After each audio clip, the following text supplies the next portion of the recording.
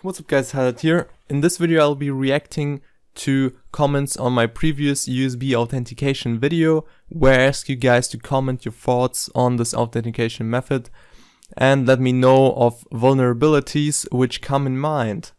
Before I continue responding to the comments, I would like to say that I am aware of the fact that I did not say anything really about how the authentication works, and I know that all your thoughts were based on assumptions which of course could be incorrect or differing from the actual method. So I personally would not consider stealing the USB device and spying the computer as a potential threat in this video, because stealing is something which is always an issue and there's no way of eliminating the risk entirely.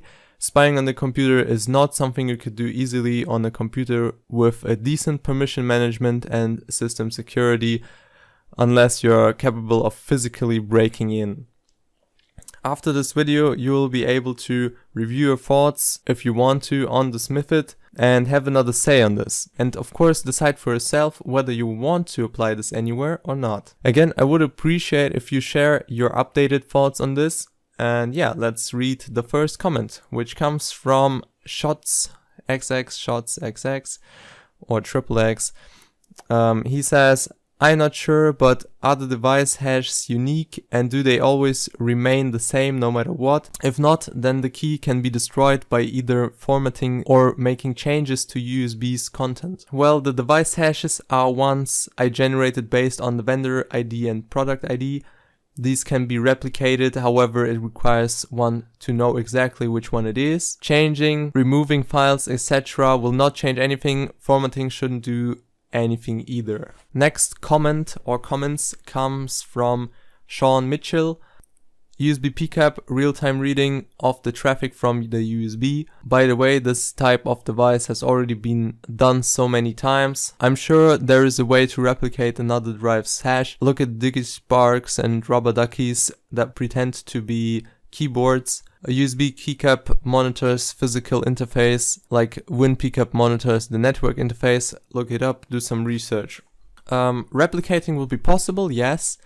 However, you would have to steal once again the device and return it without anybody noticing that it was lost, because else it's gonna be resolved by removal from the whitelist, for instance.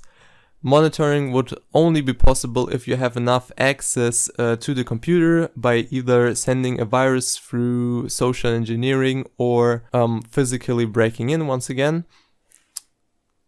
And unless dynamic encryption is involved, which is present, for instance, in IDs, where every time you scan it, the RFID chips return a different value. So unless you have that, replicating would be possible.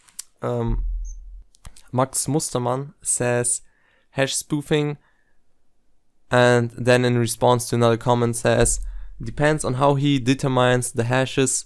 There are tools to chance the volume ID of a device. I guess he's using a Windows message to check for plugged in devices. Maybe this can be intercepted somehow.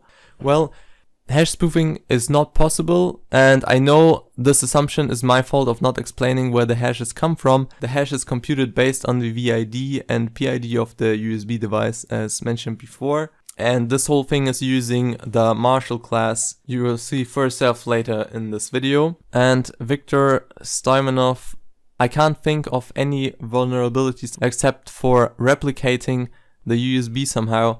And if many people have access to the PC, someone can plug a bad USB for some seconds to check if his hash is working, and he can earn reverse shell download stuff, or if smart enough, bypass the security. Here we have the replicating vulnerability again. As before, it is possible. You would need to steal the device and have enough access to the computer physically or through social engineering, etc. So it's pretty much true that this method is not suitable for publicly available software downloads. This would be something for either yourself or trustworthy people, or a computer where you make sure people have limited access to it. So concluding, this method overall is similar to any basic RFID chip card. It has a key value which is recognized by the authentication system. So this is actually widely used as a password entryless authentication method. I've also found out that the exact method is used for BitLocker in some way, which is considered quite secure to encrypt a storage device. So yeah, thank you for all the comments, I really appreciate them. Let me know your updated thoughts on this. Unfortunately, there were also contentless comments. For instance, sorry, but that's bullshit, you can't bypass this pretty easy. Sorry, but the comment doesn't have any content, so I can't really react to that. And also stuff like, sorry, but it's really not good to protect this way. Once again, unfortunately, since there isn't any argument in the comment, I can't reply anything in response. So yeah, let's head to the actual tutorial. I hope you're enjoying this video so far. Please consider checking out and following my social media accounts. I have linked them in the description of the video. Alright, so let's create the authentication functionality. For this we'll need 4 things. We'll need the USB class, we'll need a hashing function which is already included in the .NET library. I however will be using my DLL. There's also another video on the whole DLL I published and it's also available on my website, so if you want to use that you can do that. We'll need a function to grab all the connected devices and of course a function to verify that our device is connected. So I'm gonna start by writing some headline for the window where it says like waiting. This is just cosmetical, you don't really need it, for device to be connected. Alright, we're gonna leave some space here because we will have something else there. But we also need the function to grab all connected devices. So I'm gonna write that. Private static list, I'm gonna use list. In case you cannot use list, you will have to add collections generic. Alright, now I'm gonna call it, I don't know, hash lists members.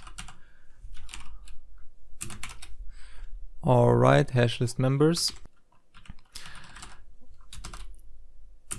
which will receive a list. Alright, so it's giving me an error because I don't return anything. Let's return, call it, I don't know, hashes. Return that. Next, I'm gonna create the hashes list. Call it hashes equals new list of string. Alright, and next I'm gonna write a for loop. Int I equals 0, I is less than, not implement, whatever. I is less than a list.count and I++. So the list we receive, we count how many objects we have there.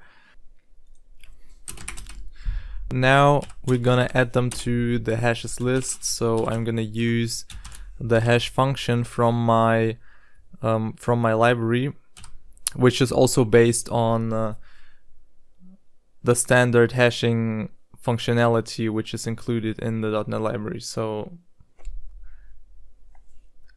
it really doesn't matter what you're using, but this speeds up the process and saves me some space.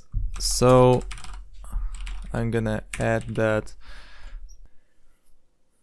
Alright, so now we also want to add a function which returns us a bool for whether the device we want is connected or not. So this is where the USB class comes in. So device connected string device hash.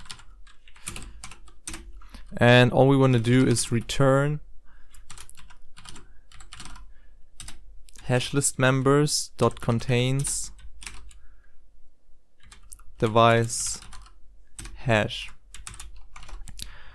And here we're gonna say USB class dot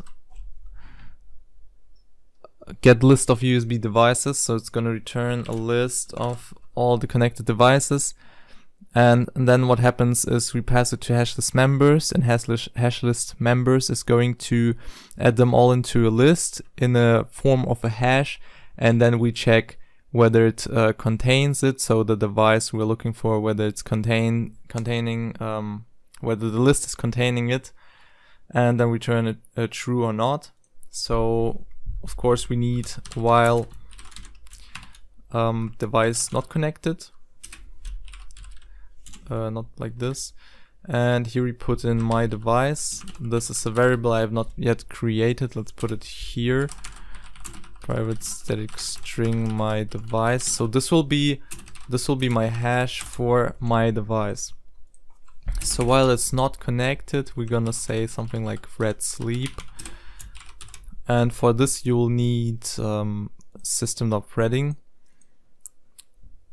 I'm gonna put something like a second here. And yeah, so once it's connected, we'll pass through this. So we can say something like console.writeLine and say like something like access granted. And so it doesn't close, we can call a readLine function, so we can look at what happens. And if we want to, we can display all of these. If you want to, you can also check them in the debugger. For the first one, we're gonna have we need to find the device we're looking for. So I'm going to make a breakpoint. Hello? Oh. Gonna make a breakpoint here. Alright, so let's start this because I need to find my device first so I can add it there. So we can see that list has got 19 items. Now I need to see which device that is. Alright, I found it, and now I'm going to see when it's gonna be added to the hash list.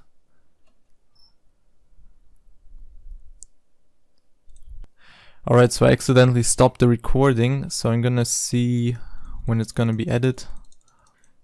Alright, so I have my device in here. So I've added it in here. And so this time around, I'm gonna start this. It's gonna tell me that it's connected, or let me actually. So I unplugged my device. What will happen is that it's gonna say waiting for device to be connected. Now I'm gonna plug it in and it's gonna say access granted. So yeah, this is pretty much it. Very simple to create. There are obviously ways to make it safer than in this software, but everybody who wants to use this will be implementing it in their own way anyway. So yeah.